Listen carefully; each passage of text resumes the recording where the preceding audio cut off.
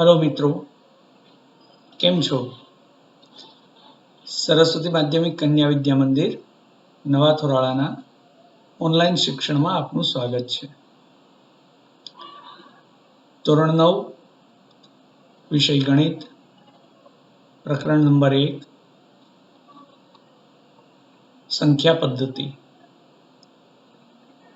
પ્રથમ વિડિયોની અંદર આપણે જોઈ ગયા कि कोई समय संख्या અને એમની વચ્ચેની સમય સંખ્યાઓ કઈ રીતે મેળવી શકાય છે। વિવિધ સંખ્યા ગણોનો પણ આપણે અભ્યાસ કર્યો। સંખ્યા રેખા પર માત્ર સમય સંખ્યા નથી, પરંતુ એ સિવાયની પણ સંખ્યાઓ છે, એ આપણે પહેલા વિભાગમાં જોયું। આજે આપણે એ સમજવા તરફ જઈ રહ્યા છીએ કે સંખ્યા રેખા પર જે સમય સંખ્યા ન હોય તેવી જે સંખ્યાઓ છે જેને અસમય સંખ્યાઓ કહે છે, એના વિશેની ચર્ચા આજે કરીશું।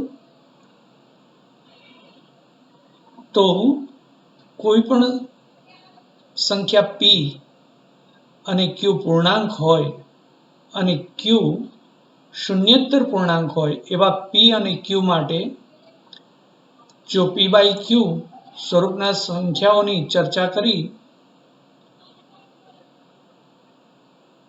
આથી તમને એવો પ્રશ્ન થાય કે શું જે આ સ્વરૂપમાં ન હોય એવી પણ સંખ્યાઓ છે? અત્યાર સુધી સમય સંખ્યાઓનું સ્વરૂપ આપણે જોયું p by q સ્વરૂપ છે, અને આ સ્વરૂપમાં ન હોય એવી પણ સંખ્યાઓ સંખ્યા રેખા પર છે। તો ખરેખર આવી જે સંખ્યાઓ છે એ બધી અસમય સંખ્યાઓ છે। જો કોઈ સંખ્યા s ને p પૂર્ણાંક અને q શૂન્યેતર પૂર્ણાંક હોય તેવા pq માટે p by q સ્વરૂપમાં મૂકી ના શકાય, તો તેવી સંખ્યા s ને અસમય સંખ્યા કહે છે। મિત્રો, જો p by q સ્વરૂપમાં મૂકી શકાય તો એ સમય છે, પરંતુ p by q સ્વરૂપમાં ન મૂકી શકાય એવી કોઈ પણ સંખ્યાઓ હોય તો એને અસમય સંખ્યા કહે છે। તમે જાણો છો કે સમય સંખ્યાઓ અનંત હોય છે, એવી જ રીતે અસમય સંખ્યાઓ પણ અનંત છે, જેમાંના કેટલાક ઉદાહરણો અહીંયા આપેલા છે જે આપણા માટે બહુ જાણીતા છે। વર્ગમૂળ 2, વર્ગમૂળ 3, વર્ગમૂળ 15, પાઈ, 0.10, 110, 1110, 1110 વગેરે આ બધી અસમય સંખ્યાઓના ઉદાહરણો છે। અહીંયા એક બાબત આપણે નોંધીએ કે તમને યાદ હશે કે વર્ગમૂળના સંકેતનો ઉપયોગ કરીએ છીએ ત્યારે આપણે અમુક સ્પષ્ટતાઓ સ્વીકારી લઈએ છીએ, જેમ કે કોઈ સંદર્ભ સંખ્યાનું વર્ગમૂળ એ ધન વર્ગમૂળ છે, એટલે કે આ સંકેતની અંદર કોઈ સંખ્યા આપણે લખીએ છીએ તો એનું વર્ગમૂળ એ આપણે ધન વર્ગમૂળ લઈએ છીએ।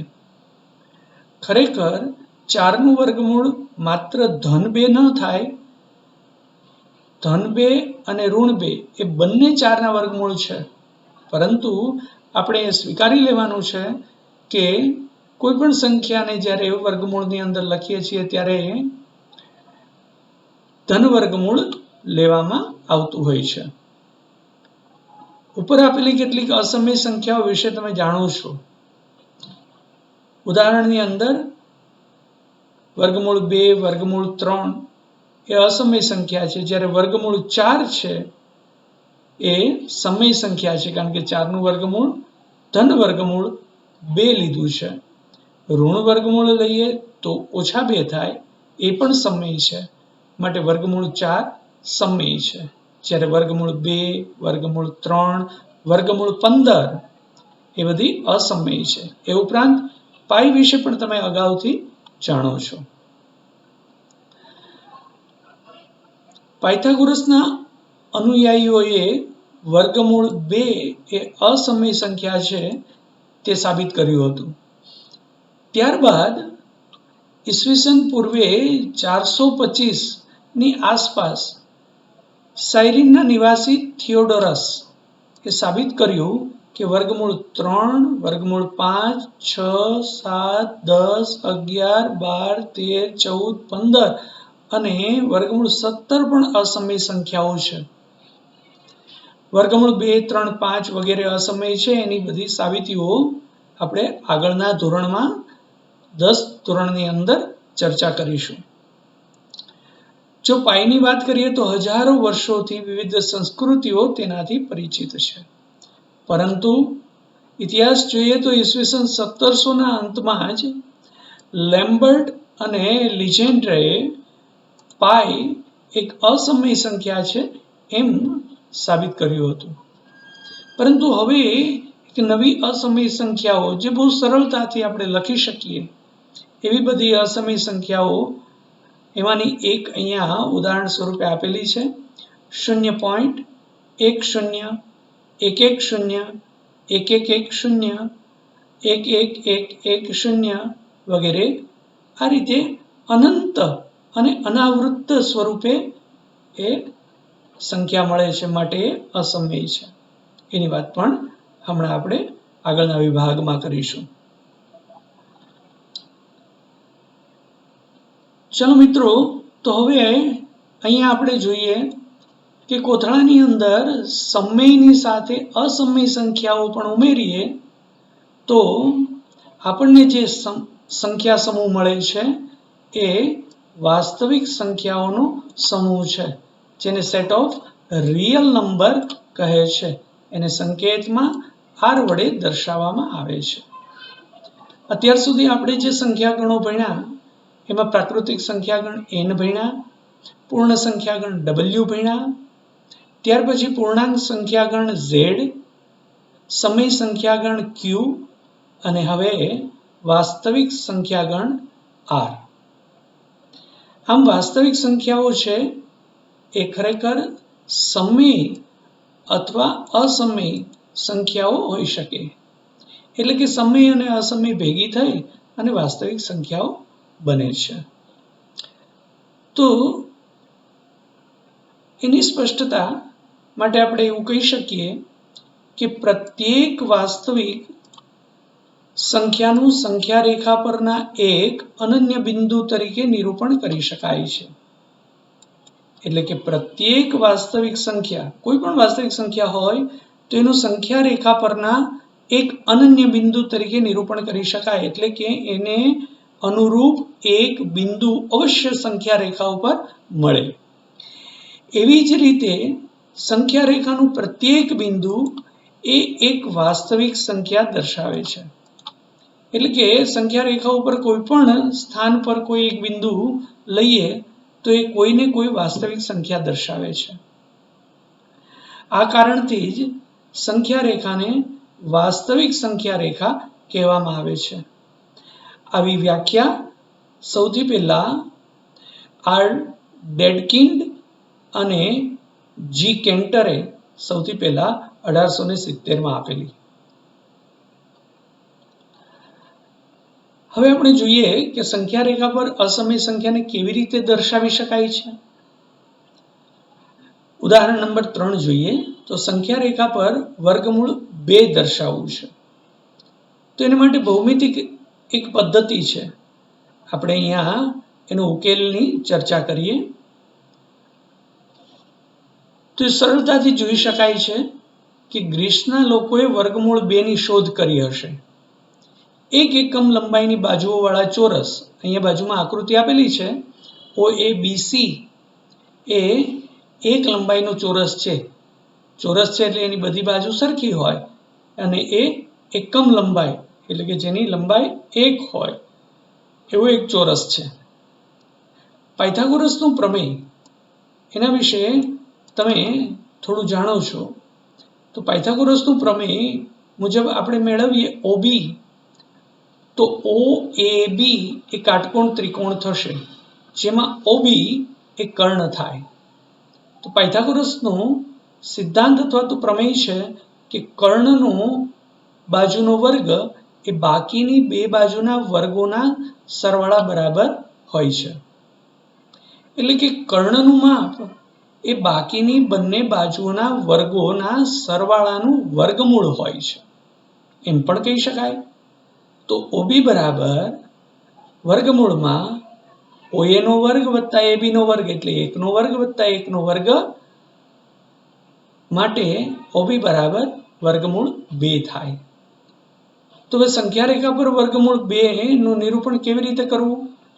તો એક સંખ્યા રેખા દોરીએ અને O બિંદુ ને શિરોબિંદુ તરીકે લઈ અને એ O ને 0 પર આવે એવી રીતે ગોઠવીએ.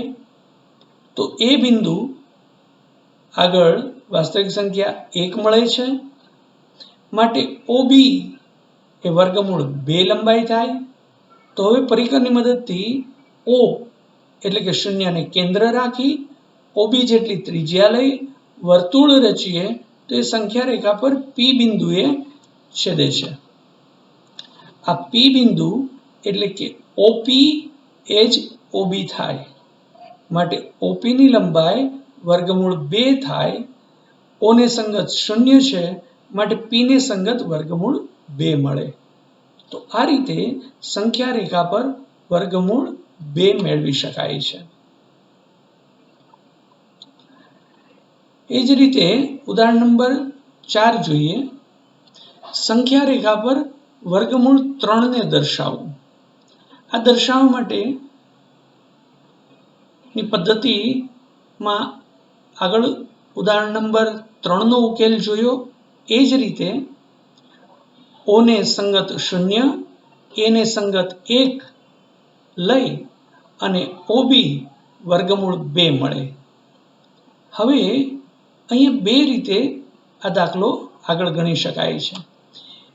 B બિંદુએ OB ને લંબ હોય એવો એક BD લંબ રેખાખંડ દોરીએ, જેનું માપ પણ AB જેટલું એટલે કે 1 એકમ છે. તો મિત્રો OBD એ કાટકોણ ત્રિકોણ થશે, જેમાં OD એ કર્ણ થશે. તો ફરી પાછો પાયથાગોરસનો સિદ્ધાંત અહીંયા લગાડીએ, પાયથાગોરસનો પ્રમેય. તો OD બરાબર OB નો વર્ગ વત્તા BD નો વર્ગ એટલે વર્ગમૂળ 2 નો વર્ગ વત્તા 1 નો વર્ગ એટલે આપણને મળશે OD બરાબર વર્ગમૂળ 3. હવે પરિકરની મદદથી O ને કેન્દ્ર, OD જેટલી ત્રિજ્યા લઈ વર્તુળ રચીએ, જે સંખ્યા રેખાની Q બિંદુમાં છેદે છે. Q બિંદુ OD અને OQ એ સમાન લંબાઈ છે, માટે OQ બરાબર વર્ગમૂળ 3. O ને સંગત 0 છે, માટે Q ને સંગત વર્ગમૂળ 3 સંખ્યા મળે. તો આ રીતે વર્ગમૂળ 3 ને સંખ્યા રેખા પર નિરૂપણ કરી શકાય છે. અને વ્યાપક સ્વરૂપમાં જોઈએ તો કોઈ પણ n ધન પૂર્ણાંક હોય તો વર્ગમૂળ n-1 નું નિરૂપણ કર્યા પછી વર્ગમૂળ n નું નિરૂપણ સંખ્યા રેખા પર કરી શકાય. એટલે કે ધારો કે વર્ગમૂળ 3 નું નિરૂપણ કરવું છે, તો પહેલા વર્ગમૂળ 2 નું નિરૂપણ કરી અને પછી વર્ગમૂળ 3 નું નિરૂપણ કરી શકાય છે. બીજી રીતે પણ આગળ જોઈએ તો માની લો વર્ગમૂળ 2 નું નિરૂપણ કરવું છે, તો એ પહેલા વર્ગમૂળ 1 એટલે કે 1 નું વર્ગમૂળ 1 થશે. એનું નિરૂપણ એ બિંદુએ કર્યા પછી જ OB બરાબર વર્ગમૂળ 2 મળશે અને એને ત્રિજ્યા લઈ વર્તુળ દોરીએ તો P બિંદુને સંગત વર્ગમૂળ 2 મળે છે. એટલે કે કોઈ પણ n ધન પૂર્ણાંક હોય તો સૌથી પહેલા n-1 નું વર્ગમૂળનું નિરૂપણ કરવાનું, ત્યાર પછી વર્ગમૂળ n નું નિરૂપણ કરી શકાય છે. મિત્રો, હવે આવે છે સ્વાધ્યાય 1.2. તો આપણે સ્વાધ્યાયના દાખલાઓને ઉકેલવાનો પ્રયત્ન કરીએ. ચાલો મિત્રો સ્વાધ્યાય ગણીએ. સ્વાધ્યાય 1.2.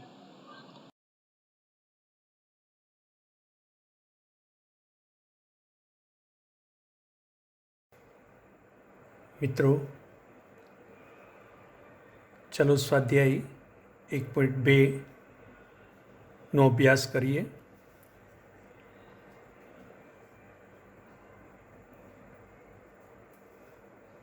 એમાં પ્રથમ દાખલો જોઈએ.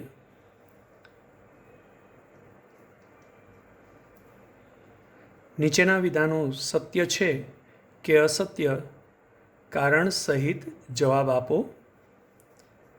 પહેલો પેટા પ્રશ્ન: દરેક અસમય સંખ્યા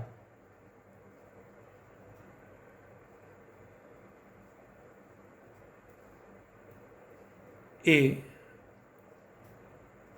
વાસ્તવિક સંખ્યા છે. મિત્રો, દરેક અસમય સંખ્યા એ વાસ્તવિક સંખ્યા છે કે નહીં? વિધાન સત્ય છે કે અસત્ય? તો વાસ્તવિક સંખ્યાઓની અંદર સમય અને અસમય બંનેનો સમાવેશ થાય છે. માટે તમામ અસમય સંખ્યાઓ છે એ વાસ્તવિક સંખ્યાઓ થાય. માટે વિધાન સત્ય છે. બીજો પેટા પ્રશ્ન જોઈએ. તો સંખ્યા રેખા પરનું દરેક બિંદુ કોઈક પ્રાકૃતિક સંખ્યા m માટે વર્ગમૂળ m સ્વરૂપનું હોય છે. આ વિધાન સત્ય છે કે અસત્ય? તો જોશું મિત્રો કે કોઈ પણ પ્રાકૃતિક સંખ્યા m માટે હંમેશા વર્ગમૂળ m સ્વરૂપનું જ સંખ્યા રેખા પર દરેક બિંદુ હોય એવું જરૂરી નથી. માટે વિધાન અસત્ય છે. કારણ કે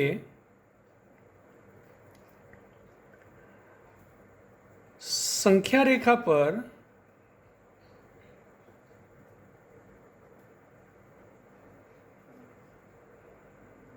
ઋણ સંખ્યાઓ પણ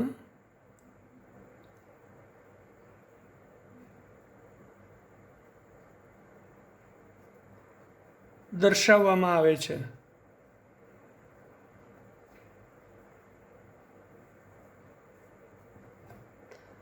ધન, ઋણ, શૂન્ય એમ તમામ સંખ્યાઓ દર્શાવવામાં આવતી હોય છે.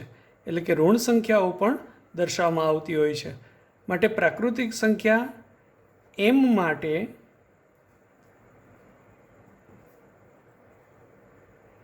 માટે વર્ગમૂળ m સ્વરૂપની જ હોઈ શકે એવું ન કહી શકાય. કારણ કે પ્રાકૃતિક સંખ્યા m માટે વર્ગમૂળ m એ ધન સંખ્યા છે. આપણે એ સ્વીકારી લીધું છે કે દરેક પ્રાકૃતિક સંખ્યા માટે વર્ગમૂળ m એ ધન સંખ્યા છે. જ્યારે સંખ્યા રેખા પર ઋણ સંખ્યાઓ પણ દર્શાવવામાં આવે છે. માટે સંખ્યા રેખા પરનું દરેક બિંદુ કોઈપણ પ્રાકૃતિક સંખ્યા m માટે વર્ગમૂળ m સ્વરૂપનું હોય એ વિધાન અસત્ય છે એમ આપણે કહી શકીએ. ત્રીજો પેટા પ્રશ્ન જોઈએ મિત્રો. તો દરેક વાસ્તવિક સંખ્યા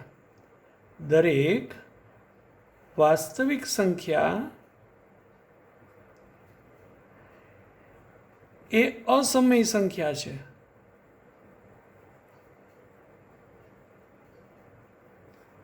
મિત્રો, આ વિધાન પણ અસત્ય છે. કારણ કે વાસ્તવિક સંખ્યામાં સમય અને અસમય બંને આવે છે. માટે દરેક વાસ્તવિક સંખ્યા અસમય જ હોય એવું જરૂરી નથી એ સમય પણ હોય. માટે આ વિધાન અસત્ય છે. બીજો દાખલો જોઈએ મિત્રો. તો આપણે કીધું છે, શું દરેક ધન પૂર્ણાંકનું વર્ગમૂળ અસમય હોય છે?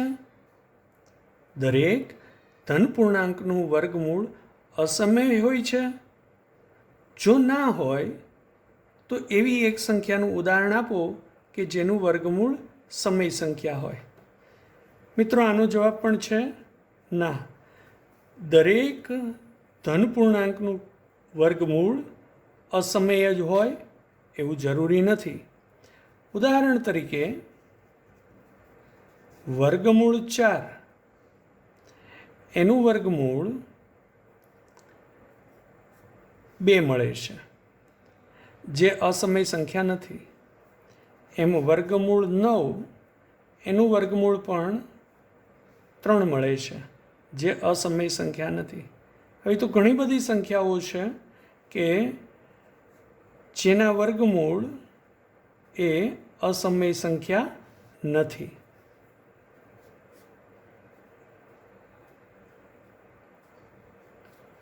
વગેરે. માટે દરેક ધન પૂર્ણાંકનું વર્ગમૂળ અસમય હોય એવું નથી.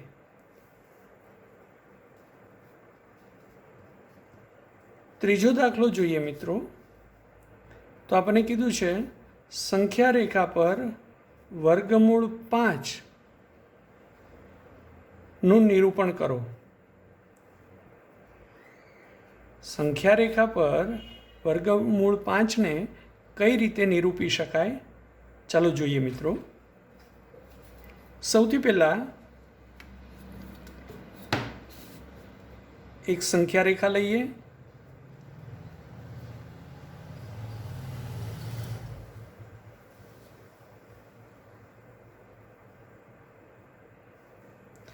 જેમાં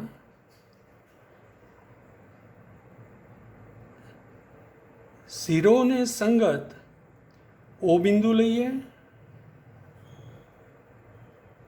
જે શૂન્યને સંગત બિંદુ છે.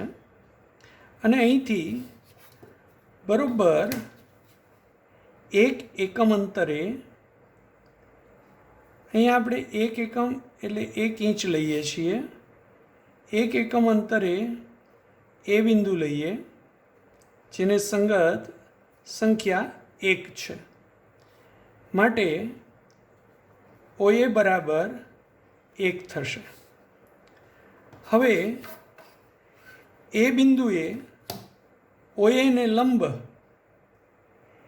AB 1 એકમનું AB રચો.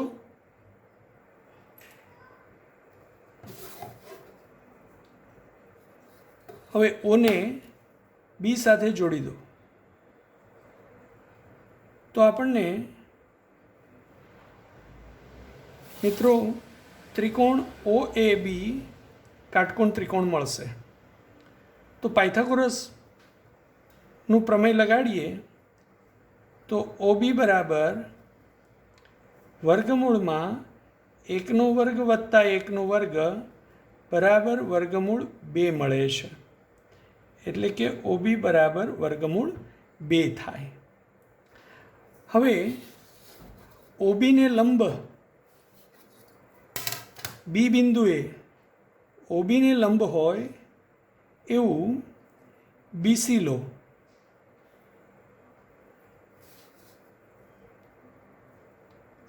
BC બરાબર 1 એકમ લો અને સીને O સાથે જોડી દો.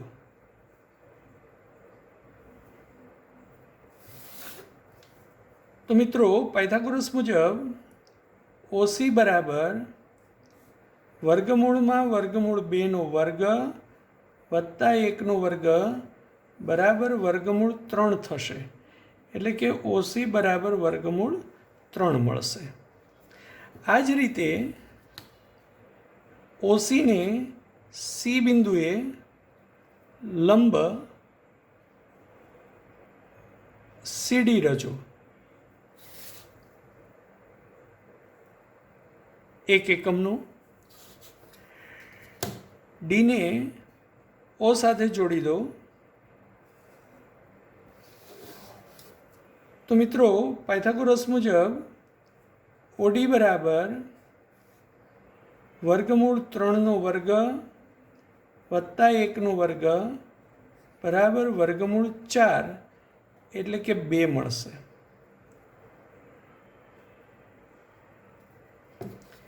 એ જ રીતે ડી બિંદુએ ઓડીને લંબ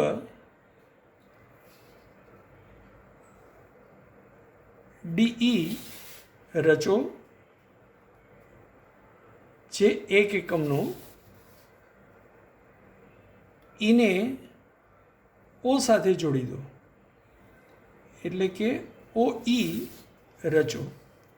તો મિત્રો જોઈ શકો છો ઓ ઈ બરાબર વર્ગમૂળ 4નો વર્ગ વત્તા 1નો વર્ગ બરાબર વર્ગમૂળ 5 મળે છે. એટલે કે ઓ ઈ બરાબર વર્ગમૂળ 5 છે. હવે આપણે પરિકરની મદદથી ઓ ઈ જેટલી ત્રિજ્યા લઈ અને વર્તુળની ચાપ રચીશું, જે આપેલ સંખ્યા રેખાને પી બિંદુમાં છેદે છે. આ પી બિંદુને સંગત સંખ્યા વર્ગમૂળ 5 મળશે. એટલે કે સંખ્યા રેખા પર અહીંયા પી બિંદુએ વર્ગમૂળ 5 મળશે. મિત્રો એને ચકાસવું હોય તો આ રીતે ચકાસી શકાય કે 2 કરતાં વધારે અંતરે હશે. તો અહીંથી આપણે જોઈએ છીએ કે 1 અંતરે એ છે, 2 કરતાં વધુ અંતરે પી બિંદુ આવેલું છે. આ એક રીત છે. બીજી રીત સમજીએ, જે ટૂંકી રીત છે. વર્ગમૂળ 5 નું સંખ્યા રેખા પર નિરૂપણ ની ટૂંકી રીત જોઈએ.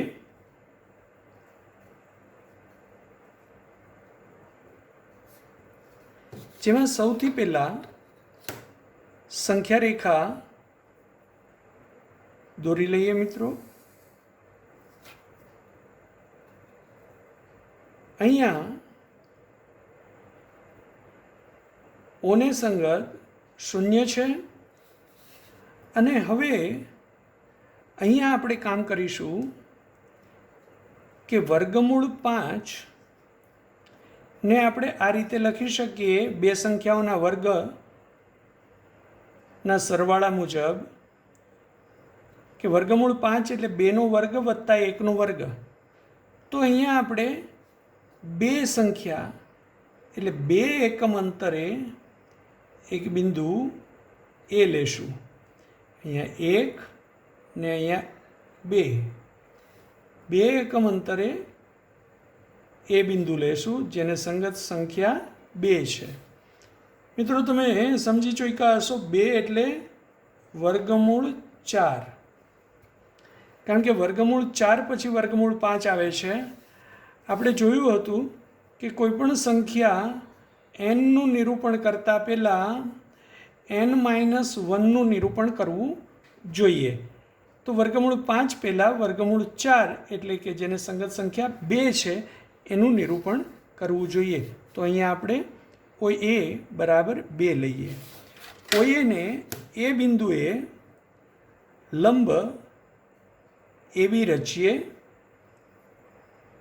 જે 1 એકમનો AB રેખાખંડ રચીએ. ઓને બી સાથે જોડી રેખાખંડ OBની રચના કરીએ.